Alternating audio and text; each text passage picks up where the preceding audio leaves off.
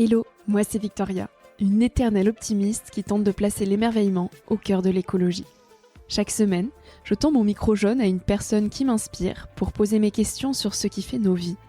À travers le parcours audacieux de mes invités, je questionne la confiance en soi, le sens d'une vie, l'amour, la liberté, l'écologie, bref, autant de sujets qui traduisent un monde qui bouge et qui rythme nos vies. Tout de suite, je t'invite à emprunter un nouvel œil pour regarder le monde et la vie sous un autre angle.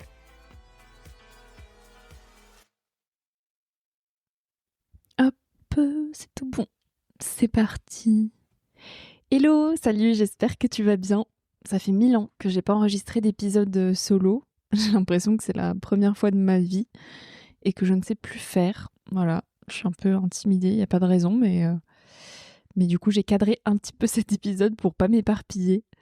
Donc le programme du jour, c'est de parler de Shimla avant tout, de temps long, de la FOMO de l'été, donc la Fear of Missing Out, c'est la peur de manquer quelque chose. De l'osium, alors moi non plus je connaissais pas ce mot il y a encore quelques semaines. Et puis on va aussi parler de mes futurs projets et de mes intentions pour les prochains mois. Donc c'est parti, let's go. Shimla, oui, Shimla. Bah oui, parce qu'on termine tout juste notre Shimla Tour. Donc il y a beaucoup de choses à dire. Pour celles et ceux qui connaîtraient pas le mot Shimla, qui débarquent, qui ne savent pas ce que c'est, je vais quand même reposer un peu de contexte. Shimla, c'est mon premier film documentaire que j'ai co-réalisé avec Yoann Reboul. C'est issu d'un voyage qu'on a fait sans avion, presque sans avion, jusqu'en Inde, il y a 1 an. Donc on a traversé 19 pays en 6 mois, et l'intention initiale était de documenter les enjeux de l'eau dans le monde. Au final, on parle de plein d'autres sujets, liés à la vie, à la philosophie, à la poésie. Et ce film est sorti le 26 mai dernier. Et depuis ce lancement, c'est juste la folie.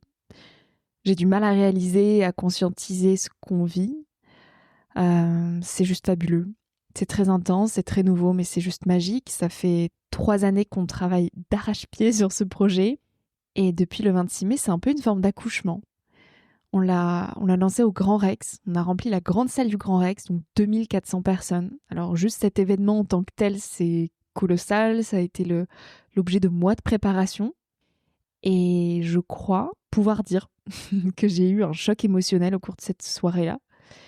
Comme si je faisais un blackout. Alors je me souviens très bien de tout ce qui s'est passé, mais c'est comme si c'était pas moi qui vivais la soirée. J'étais en dehors de mon corps, je crois. Enfin, c'était tellement intense. Et j'en ai parlé à une amie psychologue émotionnelle qui m'a dit qu'en fait, en tant qu'humain, on n'était pas conçu pour recevoir autant. Autant d'émotions, autant d'amour, autant de tout. Et j'ai reçu un énorme coup de fatigue quelques jours après cette soirée. Alors, il y a le contre-coup de beaucoup de travail, de la pression qui retombe, mais il y a aussi les émotions. Et en fait, je savais pas que les émotions, ça fatiguait. Pour moi, la fatigue, c'était lié à de l'activité physique, quelque chose, voilà, un travail laborieux, mais pas les émotions. Et en fait, si, les émotions, ça fatigue énormément. Et donc, sitôt cette soirée faite, sitôt on est parti sur les routes de France avec Yoann pour 1 mois, donc tout le mois de juin. On a sillonné la France de cinéma en cinéma pour des projections du film.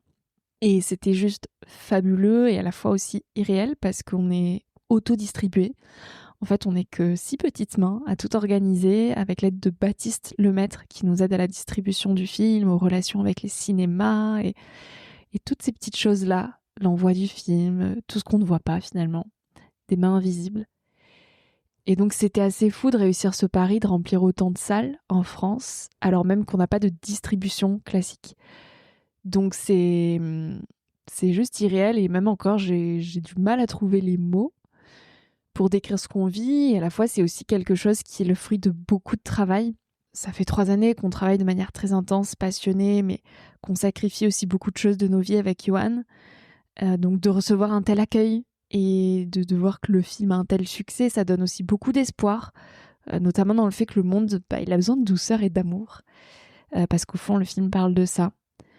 Là, en quelques chiffres, ça fait 1 mois que le film est sorti, on est déjà à plus de 100 projections, ce qui est juste dingue.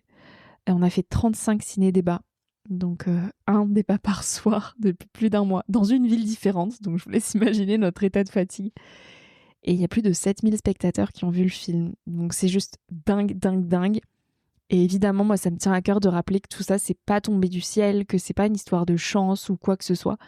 Ça fait, voilà, depuis des mois maintenant qu'on travaille vraiment beaucoup. Moi, j'ai mis pas mal de sujets personnels de ma vie entre parenthèses ces dernières années même. Donc, petit rappel pour rappeler que tout ne tombe pas du ciel, même si on voit toujours la face émergée de l'iceberg et que c'est toujours plus simple une fois que les choses sont accomplies de dire c'était simple pour eux, mais non. En fait, il y a eu de grosses périodes de remise en question, de très gros bas qui ont mené à de très gros hauts. C'est vraiment des montagnes russes et beaucoup de danse dans les extrêmes. C'est aussi de grands moments de solitude.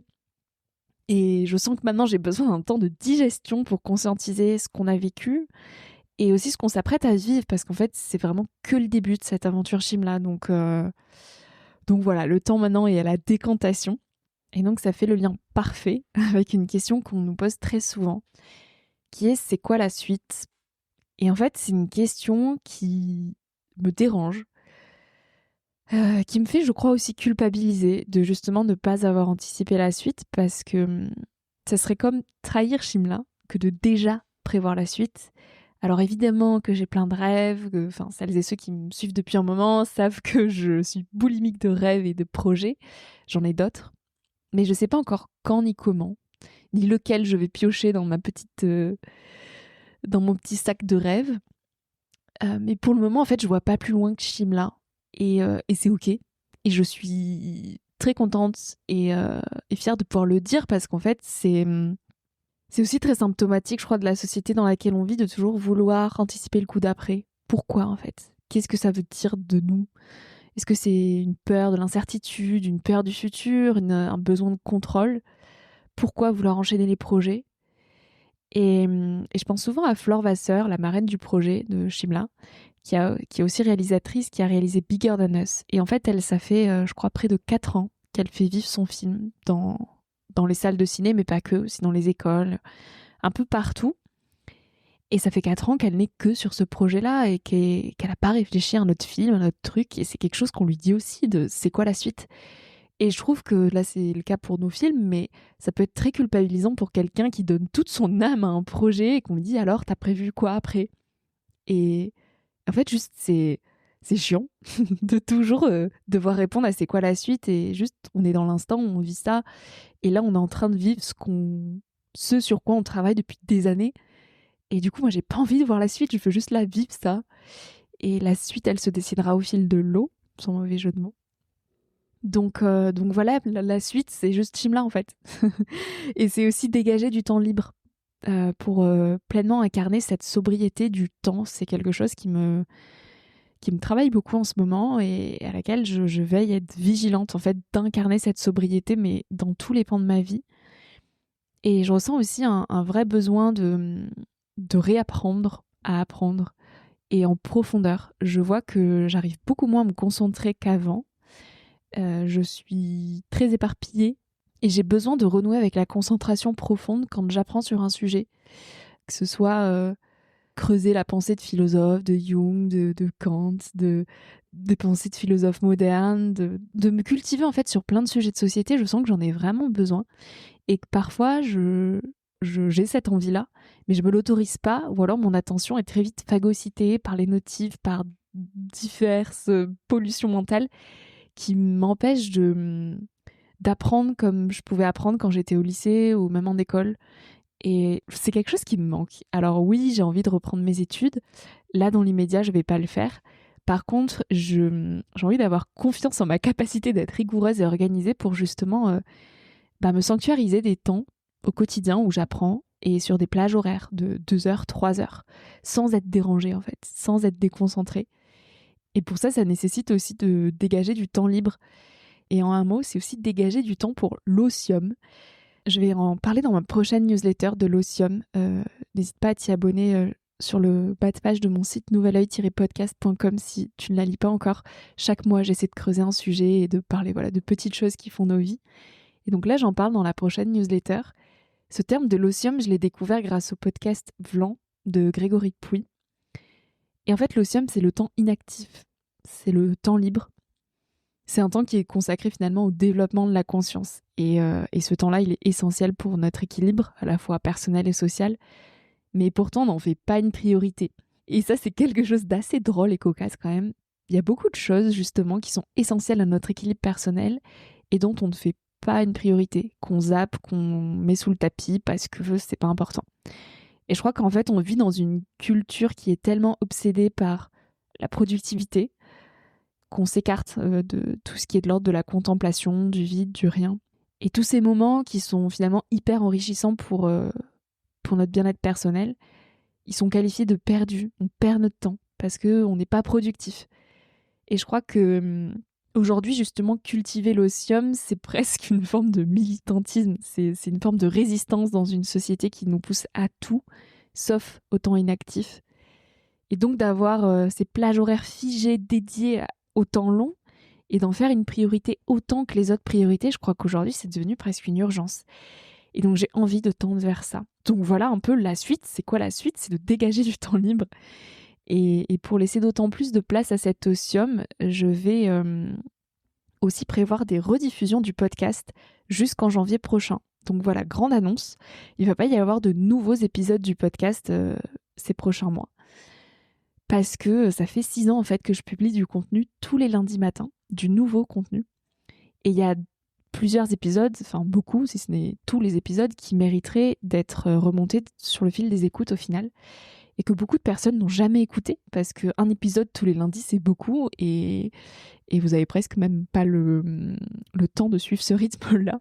Il y a aussi pas mal de personnes qui se sont mis à suivre le podcast en route, et qui donc ont juste pas vu les premiers épisodes, pas écouté.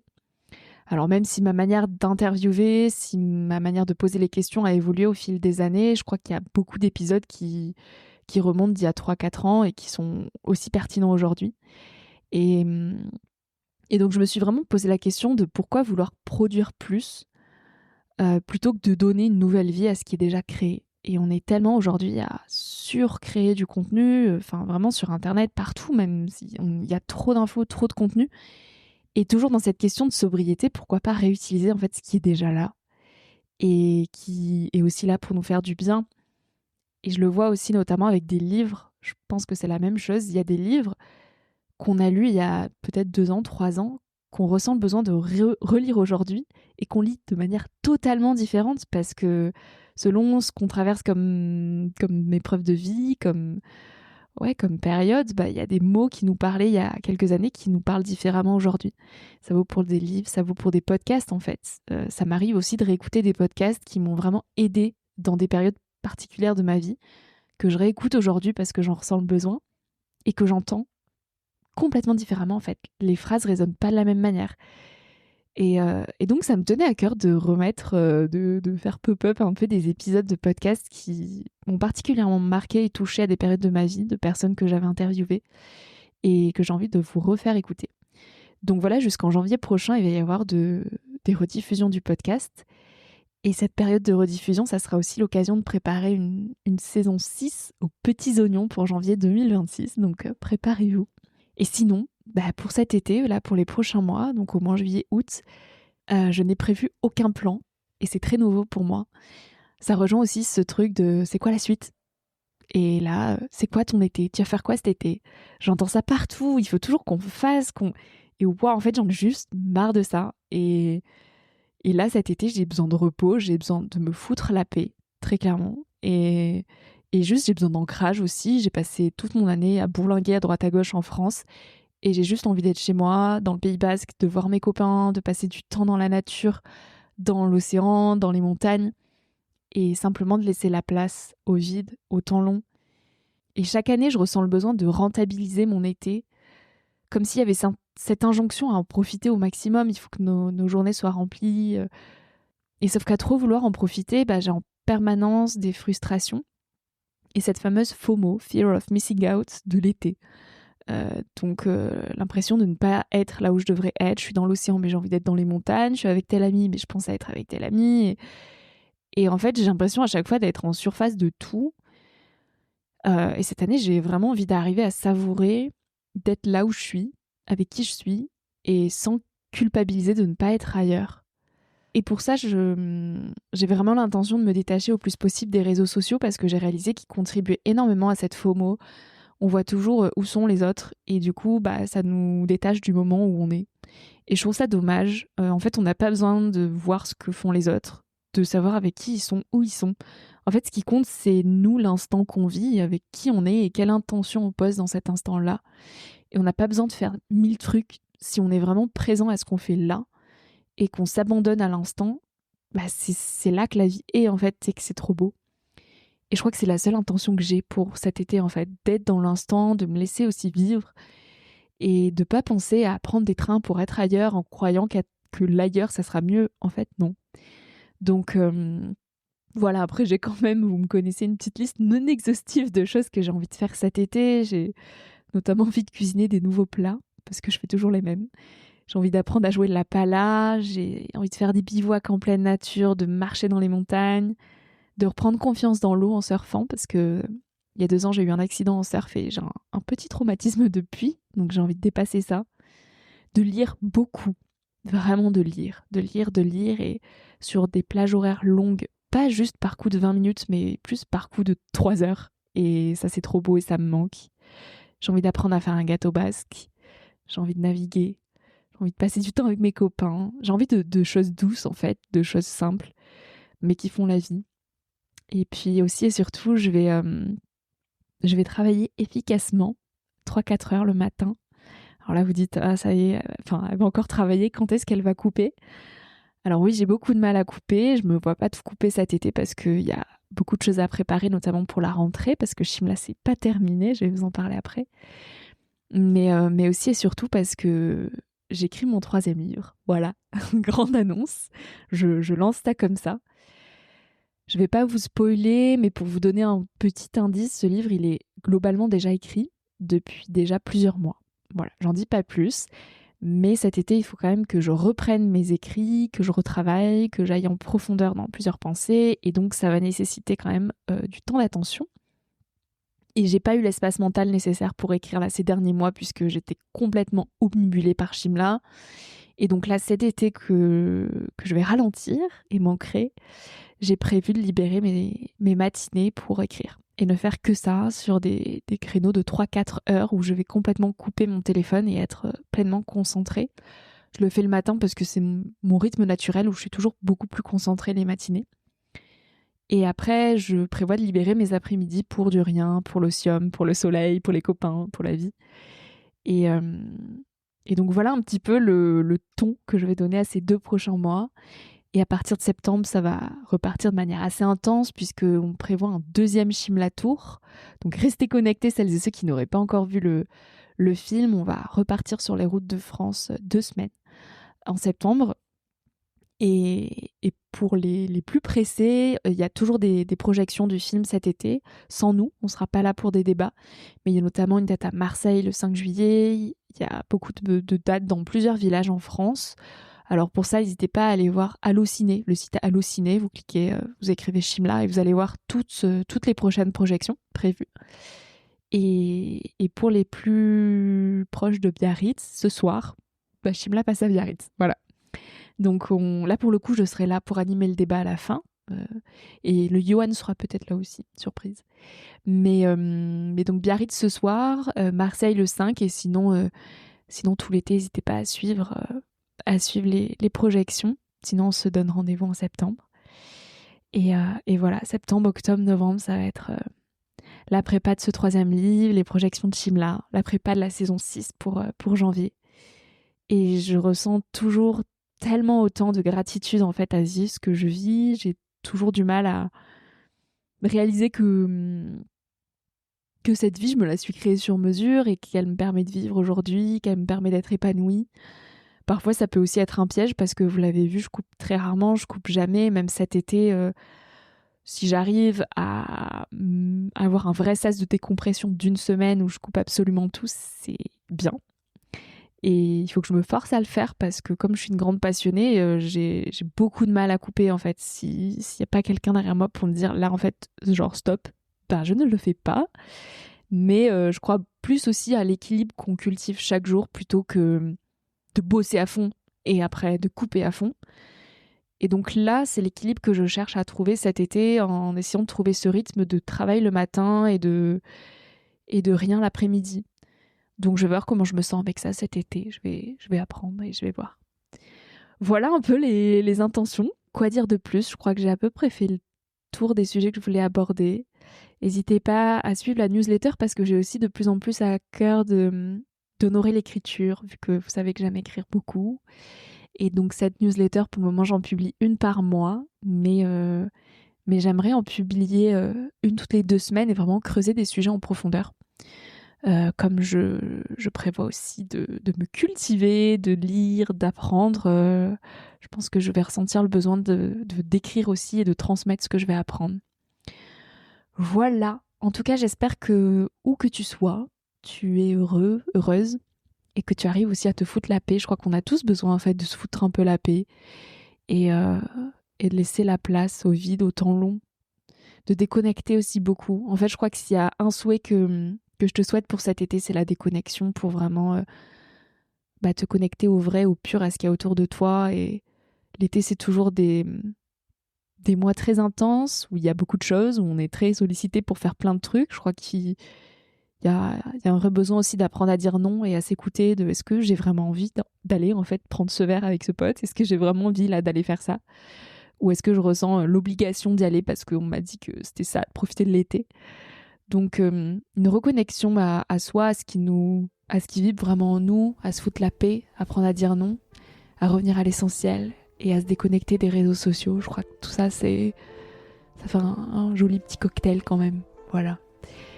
Sur ces douces notes, je te dis à très vite.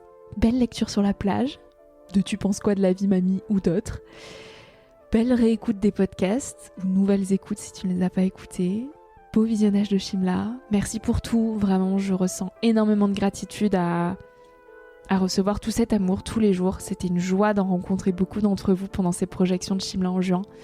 C'est toujours autant une joie de lire vos messages, vraiment ça me touche beaucoup. Je réalise pas, j'ai toujours autant ce syndrome de l'imposteur à me dire pourquoi on m'écrit ça. C'est juste dingue, vraiment, c'est juste dingue et j'ai réalisé notamment en juin que j'avais beaucoup de mal à recevoir en fait. Ça me gêne, je culpabilise presque en fait de faire du bien au monde et je le réalise pas. Et merci de faire rayonner tous ces projets parce que c'est vous qui contribuez à planter, à semer toutes ces graines-là partout autour de vous. C'est vous qui contribuez à éveiller les consciences depuis les débuts où je lance mes projets, vous êtes au rendez-vous et c'est ça qui permet de changer le monde, littéralement. Donc merci pour ces petites parts du colibri, merci pour vos messages. J'ai envie de prendre le temps aussi de vous répondre cet été parce que ça me tient à cœur tout simplement. Voilà, d'infini merci, je m'arrête là. La vie est belle, prenez soin de vous et je vous dis à très très vite. Ciao ciao. Si ce moment t'a plu et nourri, je t'invite à le partager, à laisser quelques étoiles sur iTunes et Spotify ou à faire une story sur Instagram en identifiant Nouvel Oeil et mon invité de la semaine pour que l'on puisse te repartager. En attendant de se retrouver lundi prochain, tu peux suivre au quotidien mes aventures directement sur Instagram ou le site internet www.nouveloeil-podcast.com. Depuis ce site, tu pourras aussi t'abonner à ma newsletter. J'y partage des inspirations et des petites choses plus personnelles qui font mon quotidien. En attendant le prochain épisode, je te souhaite de savourer la vie comme il se doit et surtout de faire des choses folles.